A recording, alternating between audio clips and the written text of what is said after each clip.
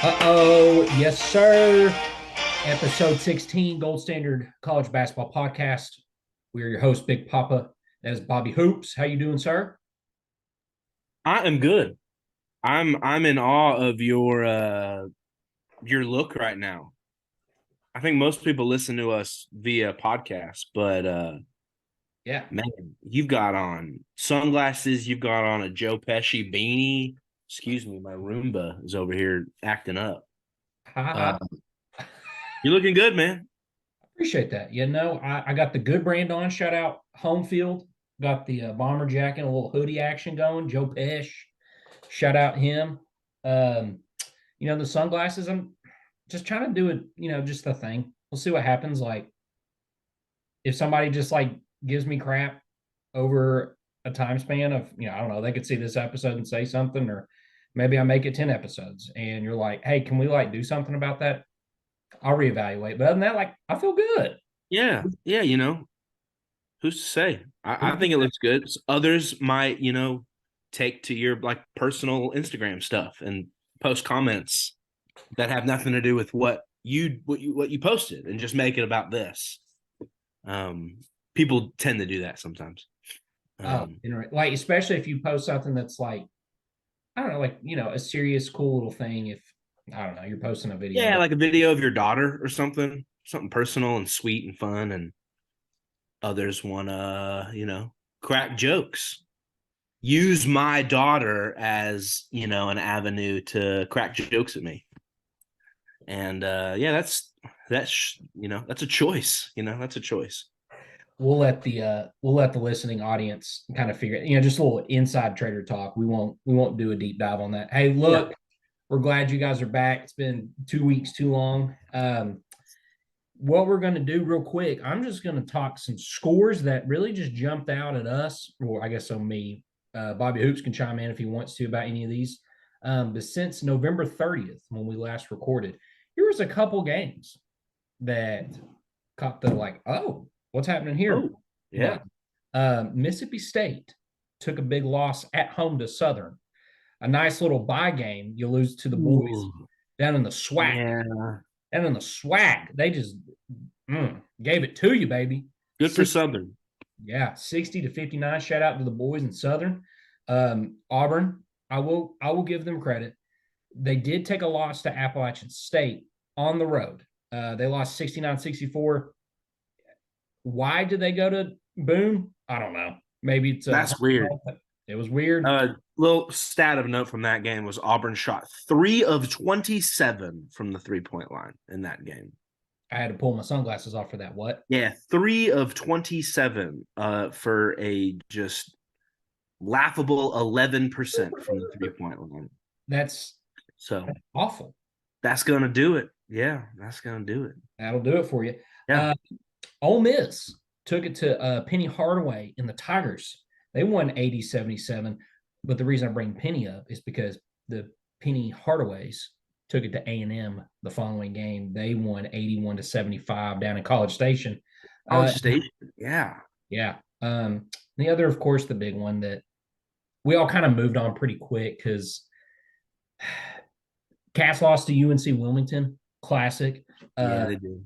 80-73. Honest to God, I think the only reason it didn't blow up more was because it was during the SEC championship football game.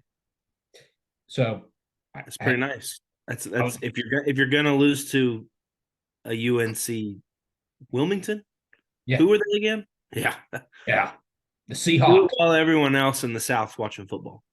Everybody's watching football. They don't care about basketball except us and some of our followers here. Yeah. I think they have gravitated toward like, yeah, we're in on round ball too, just like you guys. Yeah. But I didn't. I'll talk about it more later. I didn't even get to watch it. I saw tip off. Then we went to the Christmas parade. So it was a nice, like, glad I didn't see that moment. But I was also like, uh-oh. So other than that, those are kind of the couple games that jumped out. Here's what I want to at least prop up. And Bobby Hoops, if you want to make a comment, do whatever, you can just shrug and be like, I don't know. Just three observations, or maybe really two. I'm going to combine two teams. The first one's A&M. They're 7-3. They're going to go play Houston on Saturday. Houston is 10-0. They are ranked fourth, I think, in the country right now. Like, Houston's good, folks. If you haven't, Houston's very good. If you haven't been keeping up with Houston, I mean, that granted, I think Houston's always kind of been lingering around as like a top 25 team over the last, if you want to say 2 decades, whatever. But historically, it's like they can ball. And Yeah. within the last, Well, they were a 1 seed. I don't know that was last year, but like they've got a really good basketball program. yeah, they're tough. So A&M's got to go play Houston. I think I'm more kind of like, I think A&M's still good. I know we've talked about it. I think they are. Before, and I mean, I think you look at their schedule, who have they lost to? They lost to number 19 FAU, which I think that was in a neutral site. I'm not 100% sure. FAU's and it was a close game. FAU, obviously, they went to the Final Four last year. Virginia, they got Virginia. Sometimes that just happens. Virginia just can snuff the life out of any game. And Memphis, Penny can get talent in there. Can they be a cohesive basketball team for a full season? History says no, but they still have dudes that can. So I don't know, probably a bad loss for A&M, especially because it was at home. But I'm not worried about A&M. Yeah, that's probably where I should lean. Maybe I'm more in the like. Let's see, like Buzz Peterson. Gosh, I did that last episode. Not Buzz Peterson, Buzz Williams. Dang, I got to get that. I can't do Buzz Peterson. When was he even around? Like that was. He was before Bruce. I mean, I guess that was. Was he before Donnie Tyndall? Yeah. Oh yeah. Okay, so again, Buzz Peterson would have been like early 2000s, late 90s, I think, too. I don't even know why it's in my head. No, the reason this quote kind of jumped at me, Buzz Williams, and it was the loss after the Memphis game. He just said, we weren't terrible at anything. We just weren't good enough. So it makes me, if I know that's a very short quote for probably a bigger context for whatever the question was exactly. I haven't heard a clip.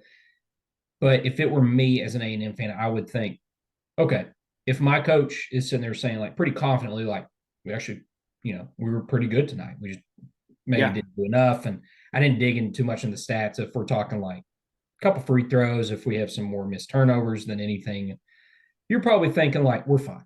We've taken a couple on the chin, but we're fine. It's December. Yeah. That's probably where we should land. So to our faithful followers, if you're an A&M fan, I think you're fine. Yeah. Ole Miss and South Carolina, I don't like it. I know I've kind of griped on here, jokingly been like, hey, Bobby Hoop, South Carolina. I don't like it. Ole Miss is 9-0, and South Carolina is 8-1. The only loss they have is to Clemson, who starting to kind of show out a little bit. Yeah.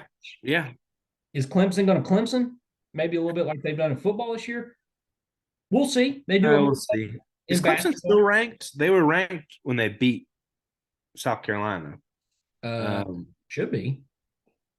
They were anyway. Doesn't matter. That's just saying Clemson's a good team. They are, but I don't know. I think my gut feeling is I think I probably feel Ole Miss is probably a little more legit than South Carolina, and that's purely because of Chris Beard. Sure.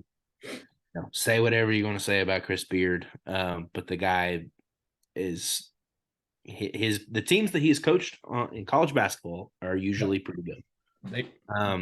Now you look at their schedule. There's not. I mean, they beat Memphis. I mean, what do we just say about Memphis? Memphis has their nights where they look awesome, and then they have their nights where they look terrible. Right. They beat NC State pretty good. I don't really know what much about NC State this year. Other than that, I mean, I don't see a whole lot of impressive wins for Ole Miss. We're not in the league play yet. They didn't really have any. And, you can say this, and you can also say the same thing about South Carolina. They beat Notre Dame. That was kind of Notre Dame's Notre Dame. Yeah. They're not as good as they once were. But so I think both these teams is like all right, like we'll monitor you with great interest, I guess. Let's see what But happens. I feel better about Ole Miss just because of who their coach is. I think you make a good point. Seems like they pretty much win the games they should win, regardless of talent. Yeah. Whoever the team is, mid-major, whatever. It's like you handled your business, you won the team or won against the teams that you should at home, and if you pull off a upset or two, then great. I mean, and also like looking at Carolina's schedule, I mean, they really don't their next like big game is Mississippi State on January 6th. Like they've got there's a chance that they are marching or I guess that game is in Columbia, but crap. Carolina could very well be undefeated heading into January, which would be crazy. I don't know if that's going to happen, but No, you're right. I mean, they could their easily. schedule's favorable. They've got. I mean, they could be 12-1 starting in January with your first conference game. Yeah. Which Ole Miss too. They play Cal, which that's kind of a crazy game. Yeah. But then they kind of have some smaller. Southern Miss is usually pretty good. That's a tough game. But anyway, I think both of these teams could be heading into January feeling pretty. I mean, they are definitely feeling really good about themselves. But yeah. Yeah. Well, other than that, that's kind of the stuff that jumped out. Maybe the other one was Alabama. They've just, I mean, I think they're 6 and they've got Creighton coming up. They're 6-3, but they've played Purdue, played Creighton on Saturday. So maybe another team where you're kind of like, maybe, and maybe you've just taken a couple early losses that you're like, what's against high competition? It's not against just like nobody's. Yeah, I don't think we're surprised. They lost so much, and this is a brand new team, and they're gonna be up and down. Yep. Well, other than that, I think we'll segue into at least Bobby Hoops. I'll let you take it from here. The Vawlz, we've had a couple games, one big one, which was a massive win against a very good Illinois team at home. Yeah. Then they took care of business last night against Georgia Southern. What's your thoughts since the last time we were together, and maybe how you're feeling? Well, what was that game? Was it against? I'm trying to think the last time. Was it North Carolina? Yeah, it was post North Carolina and post the just kind of tough week of losing to Purdue, losing to Kansas, and then losing that tight one in North Carolina. I feel much better about. I mean, I feel like I walked away from that kind of a bad week of just like we just played 3 of the best teams in the country. Pretty much all of those games were close. We were in to pretty much the very end. Not less so the Kansas game, but we're a good team. I know we are. There was some concerns with free throws, and the other teams are just shooting way more free throws than we do. But I feel like we really in the last week and a half have gotten back on track. We had a get right game against George Mason last week. Beat them like we should beat them. I mean, one of the biggest things, even from the top, was another thing we left off last time was not knowing if Dalton Connect was gonna, because he had just coming off that sprained ankle against North Carolina, not knowing. I don't know when this guy's going to play again. Didn't know how severe he played that very next game. And it's been no problem. Yep. So that is huge for us. We have not had a player like him in. I mean, at least with his skill set, Jordan McRae kind of like, but I mean, Admiral and Grant were obviously incredible scorers too, but with Connect's skill set, I mean, maybe Tobias Harris we've just not had a pure. He can score from anywhere on the court. He's awesome, and so took care of business against George Mason. It was an impressive win against Illinois. Illinois is a good team. Historically, it's almost impossible to beat us at home most of the time. Kentucky's done it a few times in the last few years, but we're really good at home. And the team looked great. And obviously having Connect back, but Vescovi's playing, it looks like Vescovi again. I don't know what happened in the UNC game. Barnes sat him for most of the game. He just wasn't. Something was up with him. Whatever it is, it looks like he's over it. Yeah. Because he's out there hitting threes. He's getting steals. Great. He's great in transition, finding the open guy. All 5 of our starters were in double figures in that Illinois game. Meshack had 9 off the bench too. And the big thing that I loved seeing was was happening more with the other team the previous couple of weeks is we're getting to the line a lot more and making our free throws. I mean, we were 26 of 34 from the free throw line against Illinois, which, like I said, that's what the best teams do is they get to the line and make their free throws. So I'm much more encouraged. I kind of figured this would happen. I really wasn't too worried after that bad week.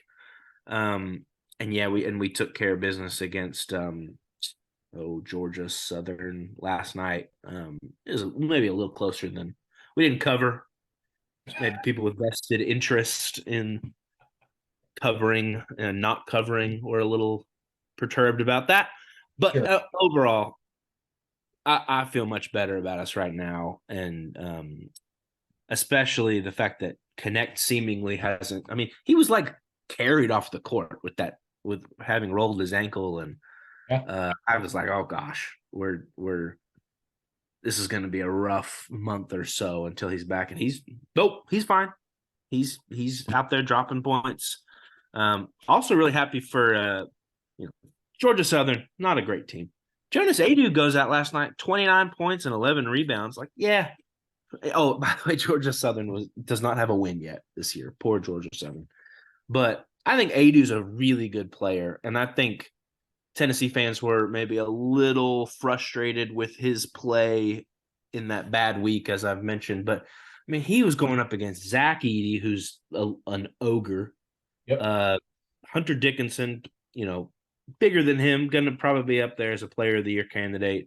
And Armando Bacot, who's just a tank for North Carolina. And Adu's not a big bruising guy. He's more of a tall shot blocker finesse player. And he just doesn't match up well against big, lumbering big men. So I was glad to see him last night, have a really good game and get to shine a little bit, even if it's just a kind of a nothing game against Georgia Southern. But so Sure. I think we've got our swagger back, as they'd say. I like it. I like it when Bobby Hoops is pumped up about his team and feeling good. not, I mean, there's times we can sulk and deservingly so, and there's reasons to be, but like Tennessee's really good. You take some losses, it happens. At least against some of the best teams in the country, you just happen to run into them in the beginning of the season. You want to win those games for the sake of your. We're probably more so talking than anything your resume.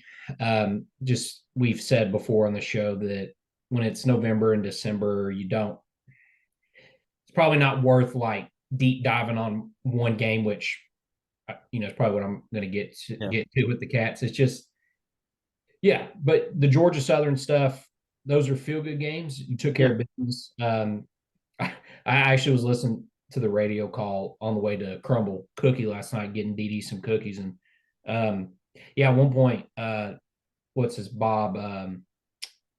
What's the host? Bob? Kessler? Yeah, Bob Kessler. Blob Kessler.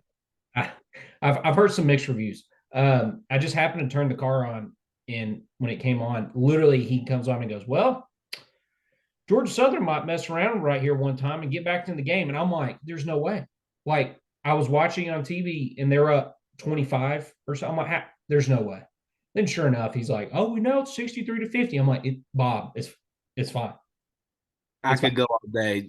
Whatever the opposite of dog of the week is, I could give that to Bob Kessler every week. That guy drives me crazy. Maybe we should make I don't know how much money that guy makes to call Tennessee football and basketball games, but it's like weekly it feels like, oh, I have to call a basketball game or a football. Like I'd rather just stay home. Like, oh, I'm get excited about the dang teams you're paid to talk about. Yeah. LFG, Drives Bob. me crazy. Go, baby. Come on. What do we, Get some pep in your step, Bob. geez, hit a Red Bull, sugar free, or Yeah, like, whatever. come on, baby. Um, anywho, side note, that was just a funny thing I noticed last night. So, um, my thoughts on the Cats. So, if you want to talk about that UNC Wilmington game, Trezarian, I want to get that correct. White for UNC Wilmington, arguably had the game of his life. Yeah. 27 points. I think he had 11 rebounds, 10 rebounds. He went 27, 10. He went 8 of 13 from free throws, 9 of 16 from field goals. So it wasn't like he only had buckets. He produced all around the court. Yeah. Yeah. Like I mentioned earlier, I didn't get to watch the game. I was just kind of like keeping up with on the app and trying to enjoy. I don't know who that was, but was that me?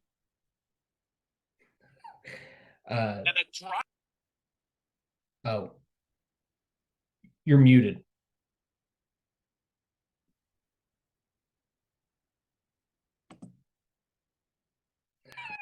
Bobby Hoops is. Hey, are you back? I'm here. Pulling up your UNC Wilmington box score, and all of a sudden it's like, here's the highlights. I don't want the highlights. I don't want the highlights. Well, I'll say good radio. Like, Good radio. I might have to go solo real quick and talk out into the airspace for everybody. So, Reed Shepherd. Sorry about that. He went 9 of 17 field goal, 4 for 4 rebound or for free throws. He had 9 rebounds. So, best player for Kentucky. DJ, he was hurt, so he didn't play. You had Aaron Bradshaw come back, which is great. I think he only played maybe 10-ish minutes. So, from what I gathered, at least from the talking heads who covered Kentucky basketball deeply, they basically were like, look, it was a UNC Wilmington team who's going to compete for their conference, which they play in the CAA, I believe is what's called. Like, there's a really good chance they'll win their conference and they'll get into the tournament. They're full of dudes who are older and multiple guys transferred, and that's fine. Just a bunch of older guys who know how to ball, came in with a great game plan of, we're going to not really make it a track meet. We're going to execute, run plays, not just try to fly up and down the court. We're going to press a lot. So they did a lot of that, and you got Kentucky trying to get Aaron Bradshaw in. I think the combo of, you don't have your true starting point guard who is a facilitator, drives the lane, boom, throw it over to the guy on the wing, pop in a three, whatever. Reed Shepherd can play point guard, and that's great that you've got multiple guys. He usually seems to be the second dude in line of, okay, if DJ's not bringing the ball up, Reed is. I think DJ just has a more natural point guard tendencies, whereas Reed's a shooting guard. He can float to the three if you need him to.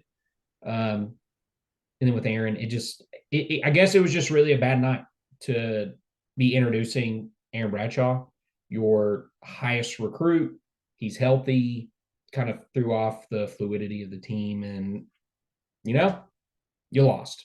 And I actually think that was the least amount of threes they shot so far in a game this season. They went 5 of 17. They've been averaging roughly like 32, 33 threes at like attempts per game. So that was just odd.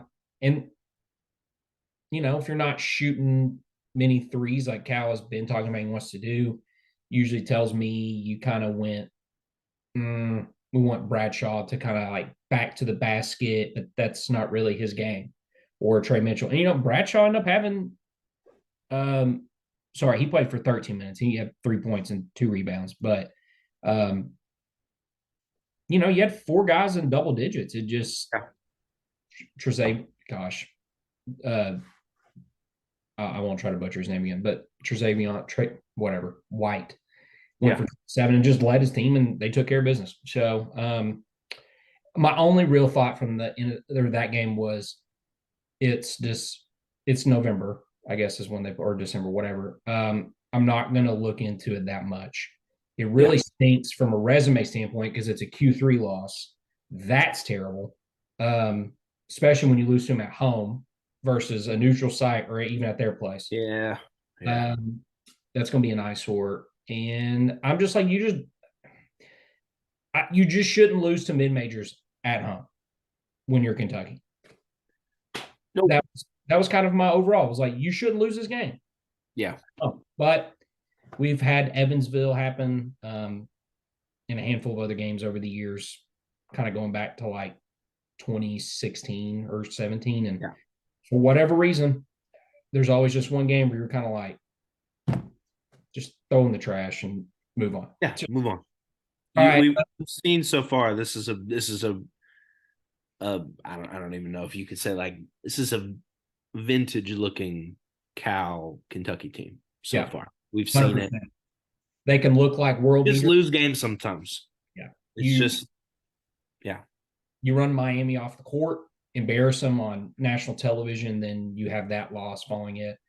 Then you get a feel good win over Penn. Penn's pretty good Ivy League team. They're not just an Ivy League team who you're like, oh yeah, we should beat them by 30 points. Penn's going to be one of the top 20 teams in the country whose 3-point efficiency. I mean, they are elite 3-point shooters. Oh yeah. They'll be in the tournament for sure. Yeah. And there's going to be, they're going to be anywhere from like a 12 to a 15 seed. And the other team that's facing them is going to be like crap. Going to be sweating. Yeah. I mean, they went 9 of 28, but they normally average, I think, between 12 to 14 threes made a game, which that's what gets you upset in the tournaments when teams can hit 12, 13 plus in one game. Kentucky went 8 of 20, again, below average on 3-point attempts, but Aaron Bradshaw, he gets to play full game. He played 29 minutes. My boy had 17 points, 11 rebounds. You love to see that. My boy Big Tone had 16 points. Just a quiet little night for him. Who else kind of stood up? Rob Dillingham. He went for 17. So you had some good stuff happening around, at least in the opinion. You just neutral site game in Philly. Just needed a bounce back of, all right, we got to get this bad taste out of our mouth before we play North Carolina. And I think going into the North Carolina game, I've been seeing some folks say, is this a must-win game? My initial thought was yes, but after I thought about it some more, I was like, I don't know if it's necessarily a must-win game because, again, it's just December. I would more so want it because it's North Carolina. Yeah. Probably helps wipe up a little bit of that Wilmington loss if you win. Yeah. Just because it's a neutral site game. Where is this game? It's in Atlanta. And you've got Armando Bacot, and it's going to be tough playing against him. He's essentially a walking double-double anytime he plays. Yep. And he can make his free throws this year. That's right. So many free throws. It's gonna be a really good game. I want it for the sake of the program, for the sake of like getting your juice, keep going to end December, destroy Loserville. Oh, I can't wait. Somebody on the KSR board was like, "Do you think Kenny will be fired before the Kentucky game?" I was like, "I hope to God he is not." I need Kenny on the court when the Cats beat him by 50 burger. Where's that game? In Loserville. Oh.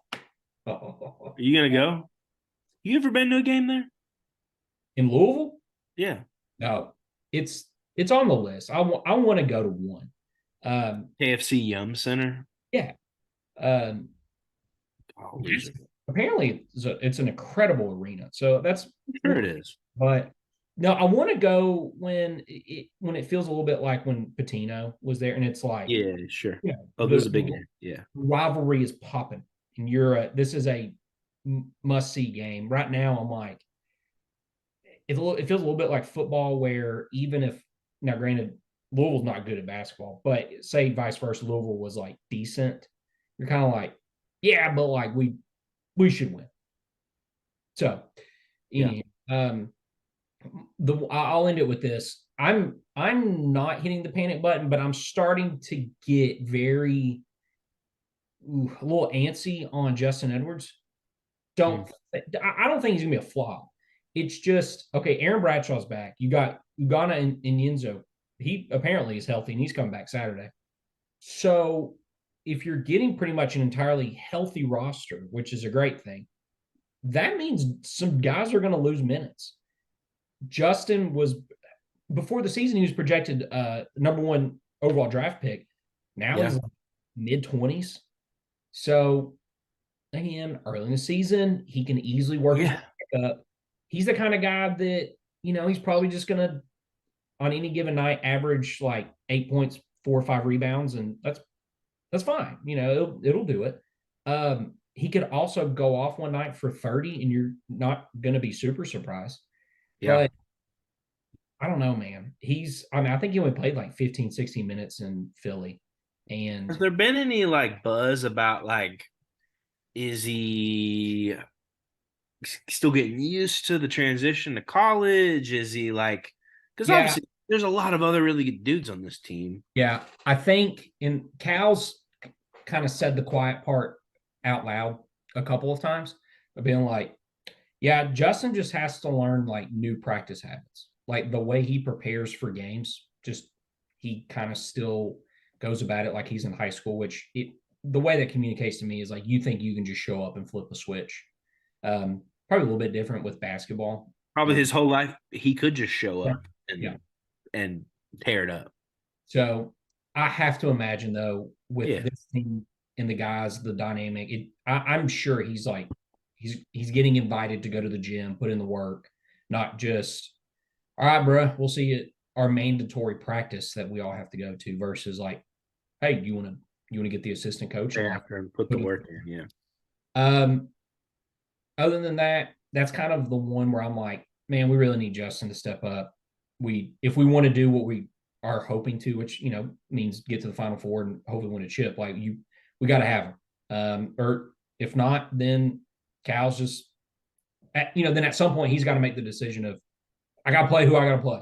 I mean, he's even said out loud also, he didn't say Justin's my guy, but we all kind of know Cal always has like one or two of his guys that he's not going to give up on and has a very long leash for versus some other guys that, they may make one or two mistakes and, gone. You're on the bench. And we would all be like, why? They missed one shot or they made one bad pass and they're out versus like, oh, you're going to put that guy in who has had 3 bad games in a row and is offering nothing to the team. But like, okay. So I hope we don't get there, but I at least want to say it out loud of we'll see with Justin. I could be smashing the panic button potentially. Hopefully not. Hey, real quick, dog of the week. You got one? You go first. I'm still Okay. I'm still deciding between a couple in my head. My dog of the week. I want to give a shout out to our boy Will Hurt, aka Billy Orlando, or as you like to say, Billy Orlando. What do you call him? Billy Big O Billy, Big O Bill, Billy. Big Night Bill. As you can see, University of Central Florida. We're rocking the polos or holding them up for the camera. Charge on, whatever their motto is for the Knights. Our boy Bill, he is now the assistant men's golf coach for UCF. He was up at JMU and made a big leap. We know personally just because we've known Bill for quite some time, and our boy Josh Jones, he's in that group too. We knew that JMU was very dear to him. His granddad was the head coach at JMU for a long time. So there was like family tie into that. I think both of his parents, or maybe at least one of at least one. It could be both. They went to JMU. So he, landed at JMU, was an assistant golf coach there, and then got the opportunity to make a leap to UCF. And I know for him, maybe at some point he wants to maybe take a step up. We joke about he'll one day land in the SEC, and we won't be shocked. But for now, cheers to our boy, Bill. And a boy, Billy. Proud of you, dude. Billy Orlando. We love him, man. Congrats, dog of the week. All right. Anybody in all of that? I'm just gonna do it. My dog of the week is Shohei Ohtani. Really? I'm not a Dodgers fan at all, but my guy signed a deal for $700 million, and it's just like, what? How is that? How is that possible? Yeah. And then he somehow agreed to defer the majority of that money until he's pretty much retired. Like, what a guy, Shohei Ohtani. He pitches better than pretty much everybody. He hits better than pretty much everybody. I know this isn't a baseball podcast, but it's fun. It's fun to watch that guy play baseball. I hate that he's gonna be in Dodger blue now, but shocker. That's pretty crazy. Good for you, Shohei. Dog of the week. Hey, real quick. I have a second dog of the week. Oh. Our boy Razor, loyal listener, arguably one of the our number one fan, some might say. He basically fixed my whole truck for me over the weekend. I probably should have led off with Razor, but I was kind of between the two, and I'm like, let's go for the maybe a little more well-known guy first, Shohei, and then we'll talk about Razor. But Razor is way more near and dear to my heart than Shohei Ohtani, and Razor basically rebuilt my truck last weekend for me. So Razor is my second dog of the week. Razor, massive dude. Literally. Hey, real quick before we hop off, all the fans out there, and I want you to give a pick real quick. I'm going to Cincinnati Saturday morning. We're rolling in hot, baby. Mead, cold frost, and smoke. That's nickname code for Tom Wicklund, for those out there if you know him. We're going for the Vikings Bungles game. Got a 1 p.m. kickoff Saturday. Ooh. Who do you think, Vikings or Bungles? Well, for some of my vested interests, go Bengals. Who day? I can't wait to send videos of us just scolding so hard. Hey, I'm Big Papa. It's Bobby Hoops. We love you guys. See you.